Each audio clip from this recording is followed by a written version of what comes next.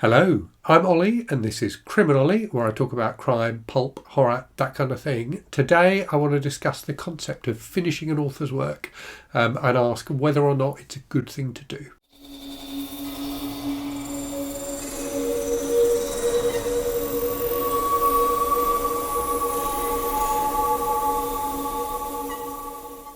So I was reflecting on this the other day and thinking about a few authors whose bibliography I have exhausted, i.e. I've read all of their published books. I'm sure there are some writers for whom I've done that I haven't considered here. Certainly if you think about, there are some very famous authors who wrote very few books. Harper Lee would be a great example of that. So only one book published in her lifetime, the magnificent To Kill a Mockingbird. Ghost Tell a Watchman published, after her death. And I think if you were to ask Harper Lee how many of her books she would really want you to have read, I imagine it's only the one. I imagine she's not, given that she didn't want Ghost Tell a Watchman to be published, I imagine she'd be quite happy with people having only read To Kill a Mockingbird. So I guess you could add her to my list that I'm going to talk about today. So I've got four authors to talk about whose work I have exhausted, where I've read all of their published works. There's a couple as well who I am trying to do that. But it made me reflect on whether or not it's a good thing to do, because certainly for a couple of the authors whose bibliographies I have completed, I feel somewhat bereft. I feel like there's nowhere else to go, and I'm somewhat disappointed by that because I like their work so much. It's disappointing to know that there's nothing else from them to read at the moment, at least. So let me get into the authors. So the first two I'm going to talk about are two authors who are still, actively publishing at the moment. So the first of those is Becky Chambers. So best known probably for her Wayfarers series of books, which started with The Long Way to a Small Angry Planet, which was the first book of hers that I read, which I absolutely loved. She's also done another series, which is currently a duology, the Monk and Robot series, and this standalone as well, To Be Taught If Fortunate. I love Becky Chambers' books. She writes very hopeful, inclusive science fiction that I really, really enjoy. And it is true science fiction in that it's thinking about different possibilities, different ways in which, the universe could be arranged, if you like. But she always does it with a really positive, hopeful lens. A lot of sci-fi can be quite bleak and dark sometimes, I think, and certainly, in recent years there seems to have been a wave of dystopian fiction, kind of dominating at times, sometimes sci-fi, and the kind of grimdark style of very, very violent science fiction and fantasy as well. Becky Chambers is kind of the opposite of that, and that's why I like her books so much. But sadly, I have read all of her published books, so at the moment there's nowhere else for me to go with her. But she is, so far as I know, still actively publishing. So really looking forward to seeing what she brings out next, and I will definitely be picking that up when it comes. Another author, still actually publishing, but who I think I've read all of his books, and that is S.A. Cosby. So he's published 4 crime novels, all of which I absolutely love. This one, Razorblade Tears, is probably my favourite.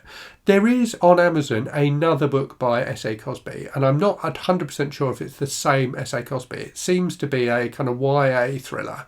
And when you see S.A. Cosby talked about, it's only really his 4 more recent crime novels that are discussed. So I think maybe there is one more book for me to read by S.A. Cosby. So maybe I should give that one a try and in the wait until he publishes another crime novel. Okay, on to now then 2 authors, again, whom I love, who are still alive, but who are not publishing at the moment, or who have certainly had a big gap since their last book. So the first of those is an author I talked about recently on the channel, Scott Smith.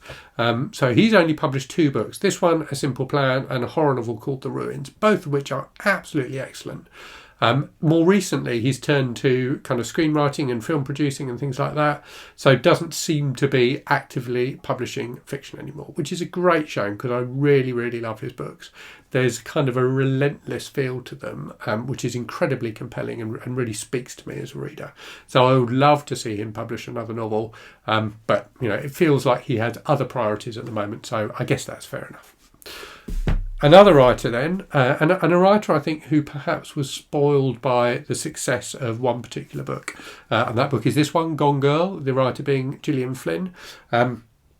So I've read all of Flynn's books, all of her novels, and her novella, The Grown Up, as well, which I really enjoyed. She hasn't published a book since Gone Girl, and Gone Girl came out, gosh, at least 5 years ago now. When did it come out? A lot more than 5 years ago. It came out in 2012.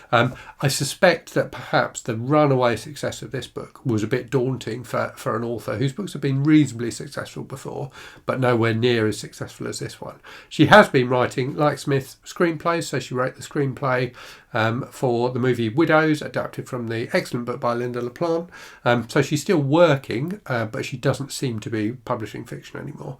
And again, like Smith, I really enjoy the kind of darkness of Gillian Flynn's crime novels. There's something kind of slightly infectious about them. They have a wonderful darkness to them, which I really, really enjoy. So, moving on then to the two authors whose bibliographies I'm trying to complete. So the first of those, talked about on the channel recently, is Ed McBain / Evan Hunter. So this is McBain Hunter's last book. So Evan Hunter was his legal name. Ed McBain was one of the many pseudonyms he wrote under. So this is Alice in Jeopardy, which is the last book that he published. I haven't read this one yet. There's about, I think, 60 books by him that I haven't yet read. He wrote a lot of books.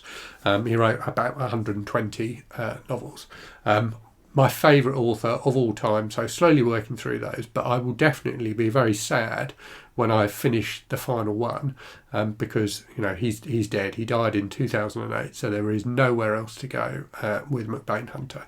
So I do intend to make that a gradual project over a number of years, because I think in particular, when I finish that last book by him, that will be a sad day.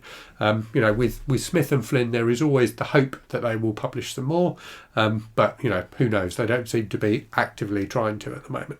The final writer then, and again one I've talked about on the channel before, Stephen King. So I am working through King's bibliography that I haven't read. I've read the vast majority of his books. I think I've got about 7 or 8 to go. I've somewhat lost count. I do have a list somewhere.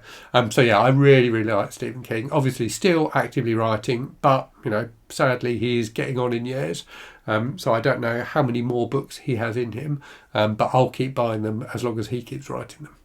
So yeah, it's a funny thing, isn't it? I guess it's natural to want to read all of the books available by a favourite author. But equally, when you finish that last one, there's nowhere else to go.